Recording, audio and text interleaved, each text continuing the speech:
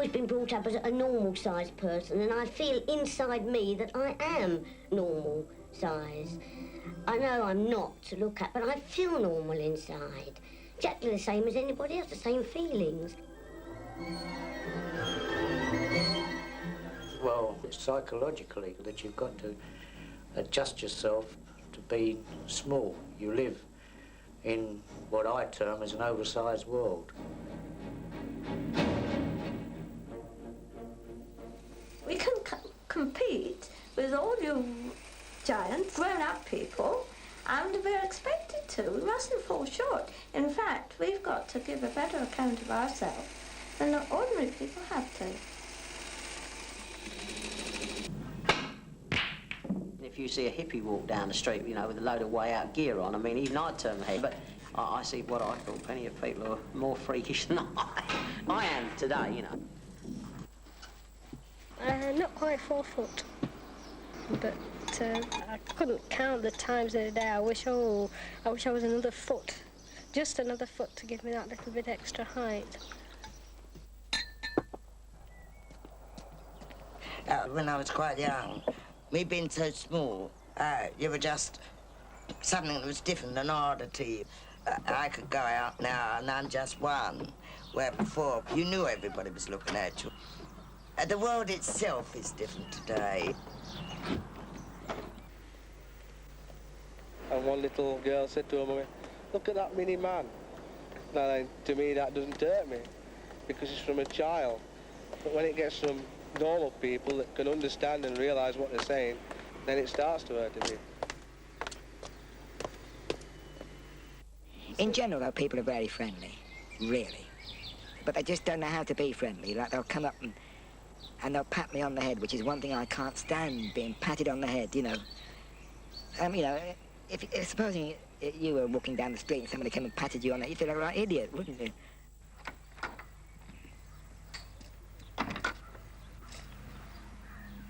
Apart from serious illness or injury, there are 2 principal causes of small stature. One is the failure in growth of long bones, the legs, arms, and some parts of the skull. This is a genetic mutation which suddenly happens out of the blue, and the person who is affected stands about a 50-50 chance of passing it on. If he produces a normal child, the chances of that child passing it on are the same as for anyone else, about 1 in 10,000. Then there's the deficiency of the pituitary gland. This produces small but normally proportioned people, but medical knowledge is still very incomplete. No one really knows how many people of small stature there are.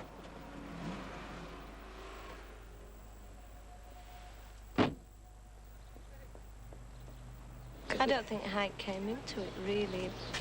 We were just 2 normal people who'd met, fallen in love and wanted to get married. So that's what we did.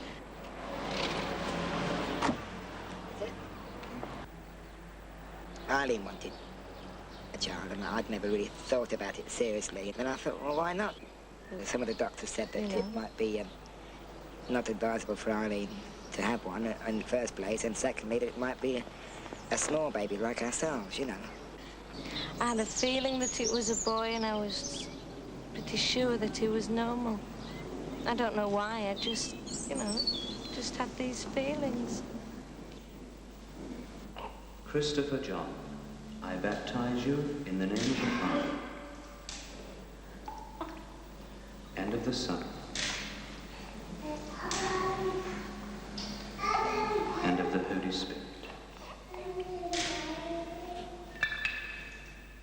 We weren't really worried, were we? No, that didn't bother us. And I think we just wanted one, you know, both of us. But we've got a perfectly normal baby. Receive the light of Christ. Parents and godparents, this light is entrusted to you to be kept burning brightly. This child of yours has been enlightened by Christ. He is to walk always as a child of light. Speech. Yes. Come on, Ken. Speech. Right. Have a toast to our new baby, who we're both very proud of, aren't we? Marvellous. And also, I'd like to thank everybody for coming today. It's been a smashing day. And we'll have to do it again sometime.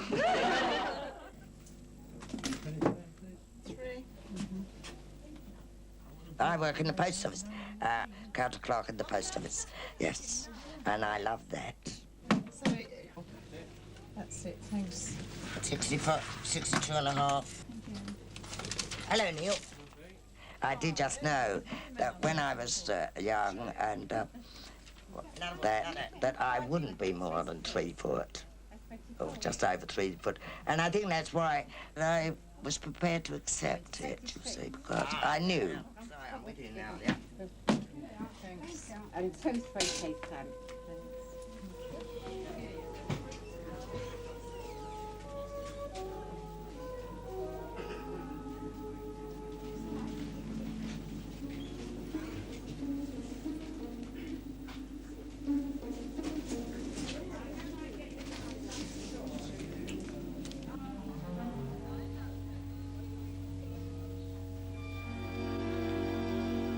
Of course, I am absolutely lost without my bicycle. I mean, that is my main thing. I go everywhere on it. It keeps me fit, and I think it keeps the weight down. And because it's been my whole life,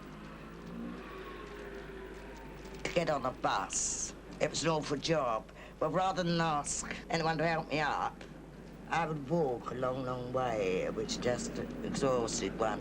But these days, of course, one doesn't have to do that. You say, oh, give us a hand up, chum, or you scramble up and nobody takes any notice. Now, I can make more joke of it, whatever I do. On one occasion, I had to go in hospital through an accident on the bike. The surgeon there said to my mother, do you know, she could have lovely children and they wouldn't be like her. And I thought, oh, there's me, and yet there's so many others need them, and they just can't. You know, so that's where life is hard, isn't it? I think so. Forgive me for gabbling on like this, but I realise how lucky I am, that I can do everything I want, independently. I have wonderful health, and that is, isn't it? I can get around. I've got a good, strong pair of hands, wonderful eyesight. I enjoy every minute I live. And when, as folk will say, or a friend of mine will say, well, of course, Peter, you're contented, which I am. The happiest person in the world, to put it quite honest. I remember years ago that when I first saw my image for the first time, it was a great shake for me. I was a child. I was about 8 or 9. I was playing in the street with some friends, and we saw this funny little man walking towards us, and he was dressed as a city bank clerk, you know. He had a black bowler hat, a black jacket, a pair of black and white, or black and grey pinstripe trousers, and he was carrying a rolled umbrella as big as himself. We all rushed up to this funny little man and started calling him funny little man, calling him names, you know, as children would. And my pal, well, one of my friends, turned around and said to me, look, Roy, he's just like you. Well, when he said that, I realised in a flash what I was going to be like, or what I was like. And it hit me hard. I just couldn't take it. I just raced home and I stopped indoors for a couple of days. At the moment, I'm employed as a service mechanic for a firm which manufactures hearing aids. And overall, I found that I like doing it. People are inclined to regard you when they see you for the first time as a clown or as an acrobat. We seem to be something out of touch. You never see us in solicitors' offices as solicitors, or you won't see us as judges, or you won't see us as soldiers, obviously, or you won't see us in shops serving behind counters. And I understand it in a way, because I don't think there's anything more upsetting than a person going into a shop and suddenly finds themselves being served by somebody like me, which makes it, from their point of view, rather upsetting. And I think that those people don't always know how to handle us. You will get people who will for everlastingly remind you of being what you are, small and odd. They remark upon you about being short and fat and stunted, things like that, you know. They will refer to you as a dwarf. Well, being a dwarf, you are a dwarf, and that's all there is to it. That is true. Although I'm small, I'm not really that small, not like some people are. I mean, say you get people who are only 2 to 3 feet in height. Well, I'm 4'4", so I get by comfortably. Well, if you get people staring at you, you know, I feel like going up to them and saying, have you looked at yourself lately in the mirror? Have you had a full-length look at yourself? Things, of course, are much easier in London than they are when you go out, or if you go abroad. But once people have seen you, got used to you, it's all right. I always wanted to be an actress. I believe ever since I was 5. Better do a bit of limbering up, I suppose, before I go on. Get a bit stiff now and again. Ooh. Ooh. I think dwarfs, on the whole, resent midgets. I don't know why. Maybe because midgets don't get quite stared at so much and looked at so much as dwarfs do. And funnily enough, dwarfs tend to marry normal-sized women. Well, midgets do too. But it doesn't look so incongruous. Walking along the street, a little lady being with a tall man. But a little man with a tall lady, everybody stares. I mean, I just can't see a reason at all. I know, perhaps dwarfs maybe, because they are a little misshapen. It's understandable. Ignorant people would look and laugh. But as somebody that's absolutely perfect, apart from being small, why do they do this thing? Is it because they're nervous? Is it a psychological reason, or is it something that they don't know about? You know, and then they class you all together. And they think, if you're walking along with somebody that is small, must be your sister, or your mother, or your brother. Must be. And it's ridiculous. My father was 6'2", my mother's normal size. My sisters and my brother, all my nephews and niece are quite tall, quite normal. I'm the only small one in the family. But you've only got to walk along with a small person, or else they say, just saw your sister the other day. I said, oh, did you really? Oh, yes. That little lady lives round the corner. I said, my sister's 5'4", 5'5". Oh, you know, they just think you've got to be small. You've just all got to be small. You've all got to love one another, which is ridiculous, because we're just the same as anybody else. We have our likes, our dislikes. I might not like a small person because I don't like them, not because they're small, because I don't like them. I might not like a big person because I don't like them. But it's this lumping together which gets me, all under one name, and you all must be the same. In my mind, I always want to be normal. And I think with being small, people won't let you be normal. If you get a girl to go out with you, and she likes you for what you are, she has very difficulty in overcoming her friends. Because I think her friends do a bit of backbiting, saying they would never go out with him because he's too small. And that if you did, if you had a family, all your children would be the same. People say to their friends and mates, oh, look at this little dwarf coming with this woman. I wonder what she's like when she's with him in bed. And things like that. Wonder how she feels when she's about with him. And it looks rather odd, and they start laughing. And then you have to overcome the family. Myself, well, I tried it twice, and I overcame it.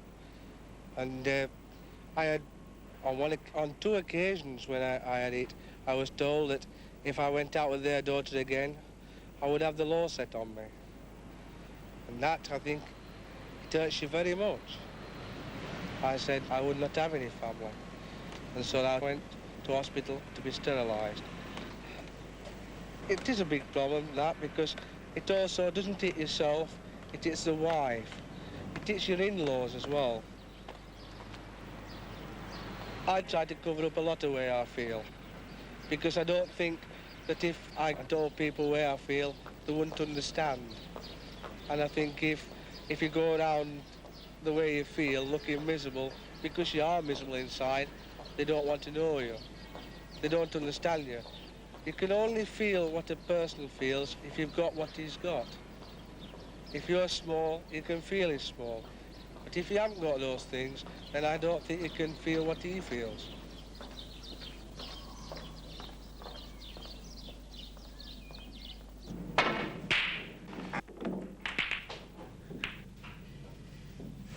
Well, my height's never bothered me, and never really thought about it. You know, I'm me, and that's it.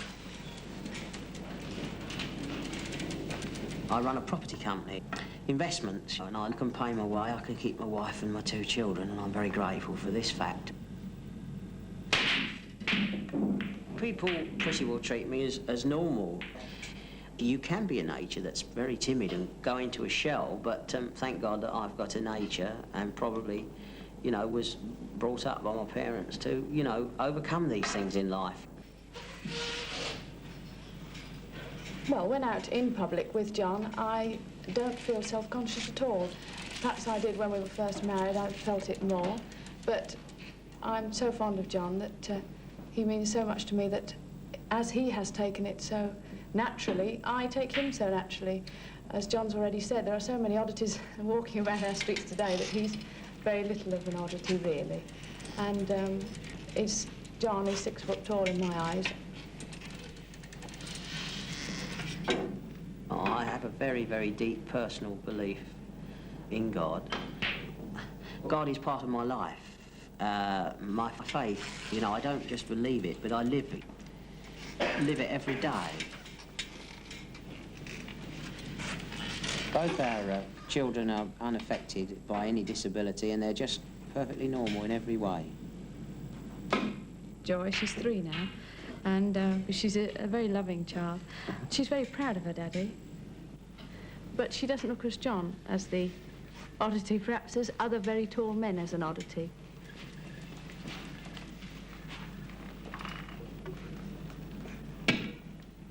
I'd like to think that life, when I come to the end of my life, I like to say, well, life didn't defeat him. We had his limitations, like all of us. But, you know, he had to go.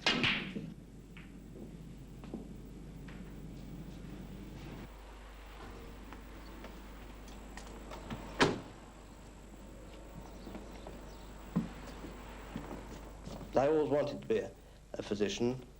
I did a lot of children's work, which I suppose, you know, I had rather a lot in common with children, you know. Generally speaking, children quite like me, probably because I'm near their size, and you know, I like children, and you know, it sort of works the other way as well.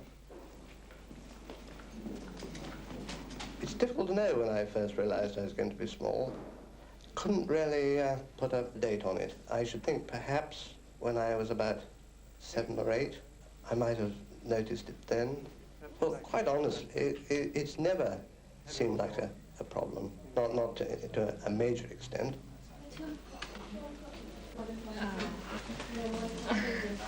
Thank you.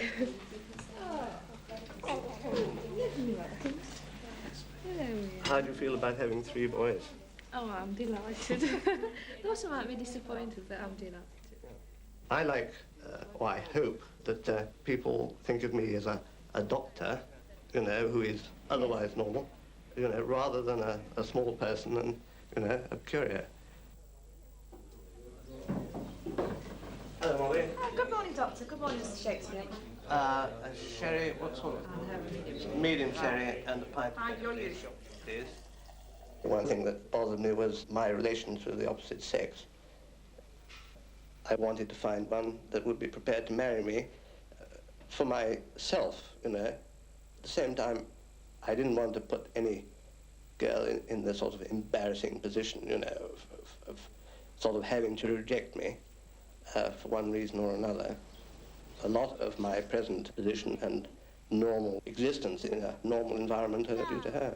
Obviously, there was a certain amount of opposition to begin with, but once the decision was made, I don't think there were any doubts. Now it will. How about something for me? I knew there was about a 50% chance of any child that we might have of being affected with this condition. But I felt that I knew most of the problems, and my wife, through me, had known a lot of the problems that I had to face, and we would be a fairly ideal situation to bring up children should they be affected. I felt that it was perhaps not quite right morally to produce children that one knew might be abnormal. But for myself, it didn't worry me at all. What's the matter? What's the matter? Our second child is perfectly normal, and I suppose there will be some problems. Fortunately, we're very lucky in that we ourselves have had a good education, and Thomas too will do likewise. And he's lucky in that he has his father, for example. And so I suppose we won't have as many problems as people who are less fortunate socially. But the fact that James, our second child, is normal, I suppose there might be problems here, but I think, you know, we shall probably sort it out as we get to it.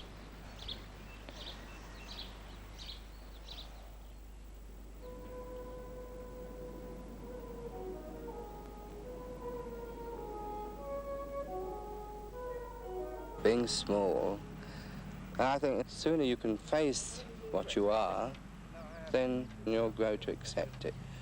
You're not everybody's cup of tea, but then neither is a normal-sized person.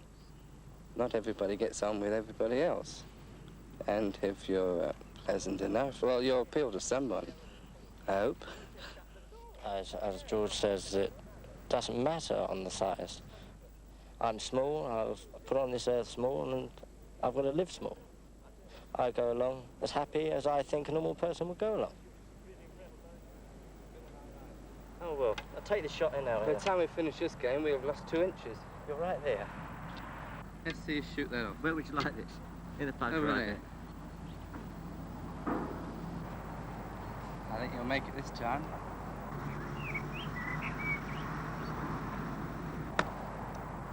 Ow! Crash. Chinkle, chinkle, chinkle.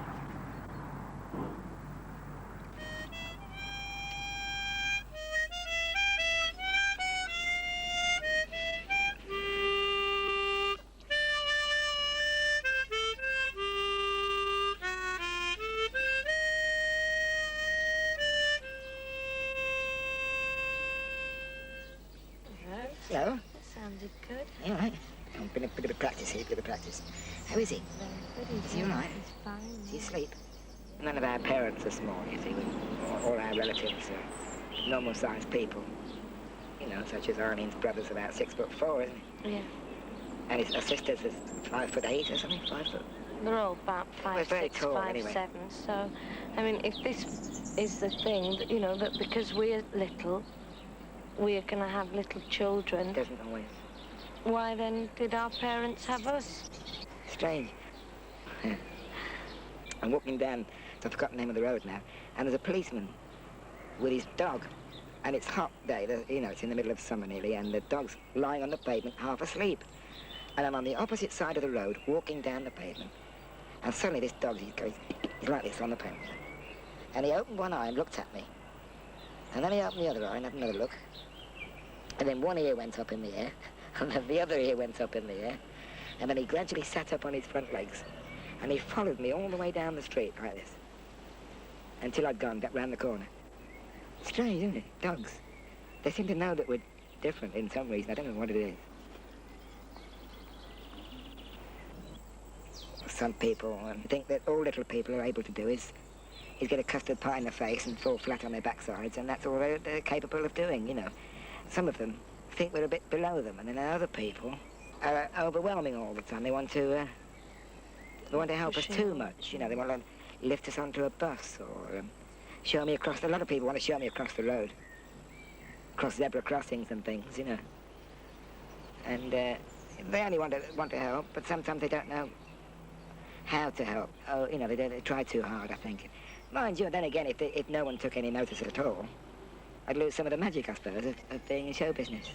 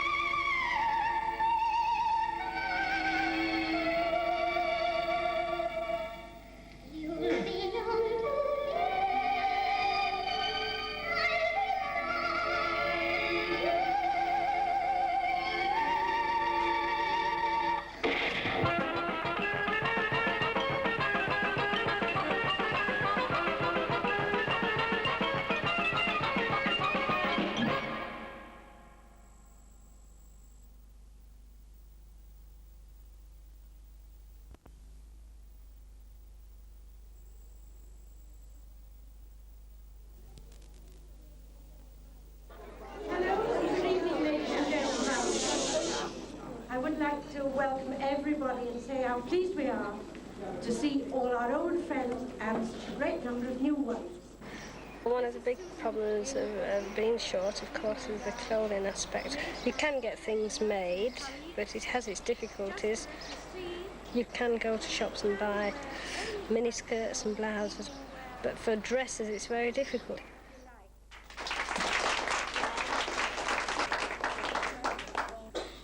And now, ladies and gentlemen, I would like to introduce Valerie, who is in her own bridal gown.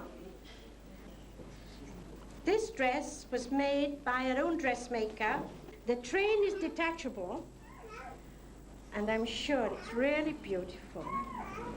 And we all wish Valerie a long and happy life.